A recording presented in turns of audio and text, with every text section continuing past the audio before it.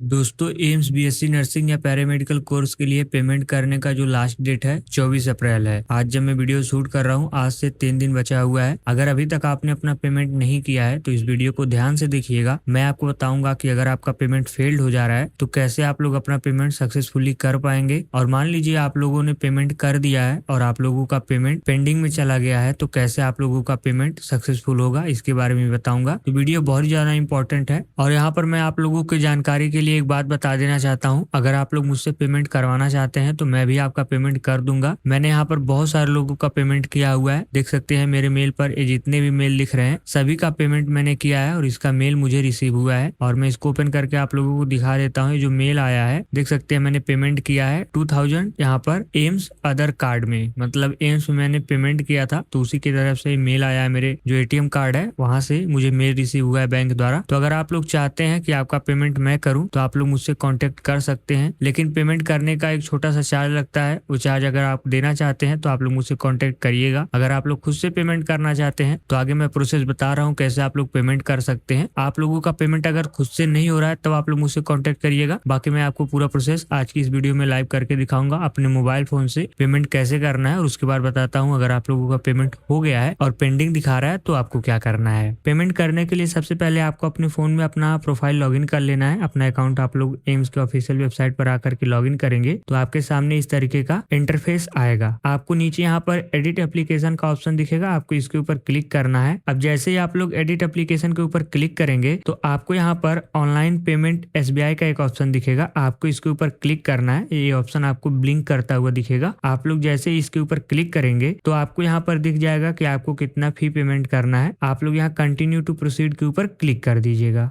जैसे ही आप लोग कंटिन्यू टू प्रोसीड के ऊपर क्लिक करेंगे तो आपके सामने पेमेंट गेटवे ओपन होकर के आ जाएगा। यहाँ पर आपको दो तरीका दिख रहा है पेमेंट करने का, पहला नेट बैंकिंग, दूसरा कार्ड पेमेंट्स का। आप लोग नेट बैंकिंग से भी पेमेंट कर सकते हैं, अपने डेबिट कार्ड क्रेडिट कार्ड से भी पेमेंट कर सकते हैं। मैं आपको रिकमेंड करूंगा कि आप लोग डेबिट कार्ड वाला ऑप्शन सिलेक्ट करिएगा क्योंकि इसमें आपको कोई एक्स्ट्रा चार्ज नहीं देना है और आप लोगों का जो पेमेंट है वो बहुत ही आसानी से हो जाएगा। अब आपको यहाँ से एक ऑप्शन सिलेक्ट कर लेना है कार्ड पेमेंट्स में आकर के। एसबीआई का कार्ड है तो आप लोग एसबीआई वाला ऑप्शन सिलेक्ट करिएगा। अगर आपके पास किसी अदर बैंक का डेबिट कार्ड है तो आप लोग अदर बैंक वाला डेबिट कार्ड सिलेक्ट करिएगा। तो मैं यहाँ से एसबीआई वाला ऑप्शन सिलेक्ट करता हूँ। आप लोग अदर वाला ऑप्शन सिलेक्ट करेंगे तो आपके सामने भी इसी तरीके का इंटरफेस आएगा। आप लोगों को यहाँ ऊपर टाइमर दिख रहा है, आपको इतने टाइम में अपना पेमेंट कंप्लीट करना रहता है। तो नीचे कंफर्म के ऊपर आप लोग क्लिक करिएगा। दोबारा से आपको कंफर्म के ऊपर क्लिक करना है और जैसे आप लोग दोबारा कंफर्म के ऊपर क्लिक करेंगे तो आपके सामने यहाँ पर आपके डेबिट कार्ड का डिटेल्स एंटर करने के लिए आ जाएगा। आप लोग अपने कार्ड का डिटेल्स यहाँ पर डाल दीजिएगा। नेम ऑन कार्ड में जिसका भी कार्ड आप लोग यूज करेंगे उनका नाम डालना है। कार्ड नंबर में आपको 16 अंकों का आपका कार्ड नंबर रहता है उसको डालना है। एक्सपायरी और सीवीवी आपके कार्ड पर दिया रहता है, आप लोग अपने कार्ड पर जो एक्सपायरी और सीवीवी है उसको डाल दीजिएगा। फिर आपको पे के ऊपर क्लिक करना है। तो चलिए मैं अपना डिटेल्स यहाँ पर एंटर कर देता हूँ। कार्ड डिटेल्स एंटर करने के बाद आपको नीचे यहाँ पे के ऊपर क्लिक करना है। जैसे ही आप लोग पे के ऊपर क्लिक करेंगे तो आपके रजिस्टर मोबाइल नंबर पर एक ओटीपी आएगा। ओटीपी आपको यहाँ पर एंटर करना है। ओटीपी एंटर करने के बाद आपको मेक पेमेंट के ऊपर क्लिक करना है और जैसे ही आप लोग मेक पेमेंट के ऊपर क्लिक करेंगे तो आपका जो पेमेंट रहेगा सक्सेसफुल हो जाएगा। लेकिन आपका इंटरनेट कनेक्शन अच्छा रहना चाहिए। अगर मान लीजिए इंटरनेट कनेक्शन अच्छा नहीं है तो आपका पेमेंट फेल भी हो सकता है। और अगर आपका इंटरनेट कनेक्शन सब कुछ सही रहेगा तो आपका पेमेंट सक्सेसफुल हो जाएगा। देख सकते हैं हमारा पेमेंट यहाँ पर कंप्लीट हो चुका है। तो इस तरीके से आप लोग अपना पेमेंट कर सकते हैं बहुत ही आसानी से। और अगर आपके कार्ड में ओटीपी आ रहा है, ओटीपी आने के बाद आपका पेमेंट फेल हो जा रहा है, जब आप लोग ओटीपी एंटर कर रहे हैं तो डेबिट कार्ड में एक ऑप्शन होता है ई कॉमर्स ट्रांजेक्शन का, उसको ऑन कर लेना है। ऑन करने के लिए आप लोग अपने बैंक का mobile banking application, internet banking या फिर आप अपने ब्रांच पर जाकर के भी उसको ऑन करवा सकते हैं। तो आप लोग बहुत आसानी से अपना पेमेंट खुद के फोन से भी कर सकते हैं। अगर आप लोग चाहते हैं कि आपका पेमेंट मैं करूं तो आप लोग मुझसे भी कॉन्टेक्ट कर सकते हैं। तो आई होप दोस्तों आपको पता चल गया होगा कैसे आप लोग अपने मोबाइल फोन से अपने डेबिट कार्ड का यूज करके पेमेंट कर सकते हैं। इसके अलावा मान लीजिए आपने पेमेंट कर दिया है और आपका पेमेंट पेंडिंग में चला गया है तो आप लोगों को 24 घंटे का वेट करना है। अगर 24 घंटे में आपका स्टेटस सक्सेसफुल नहीं होता है तो आपको दोबारा से पेमेंट कर देना है। अब यह चीज मैं आपको इसलिए बता रहा हूँ क्योंकि पिछली बार मैंने भी एक पेमेंट किया था जो कि पेंडिंग में चला गया था। तो एम्स में मैंने बात किया था और वहां से मुझे बताया गया था कि मैं दोबारा पेमेंट कर दूं और मेरा जो एक्स्ट्रा पैसा है वह जब फॉर्म भरने का लास्ट डेट खत्म हो जाएगा उसके बाद मुझे मेरे उसी बैंक में रिसीव हो जाएगा जहां से मैंने पेमेंट किया था। लेकिन इस साल मैंने एम्स में बात नहीं किया है क्योंकि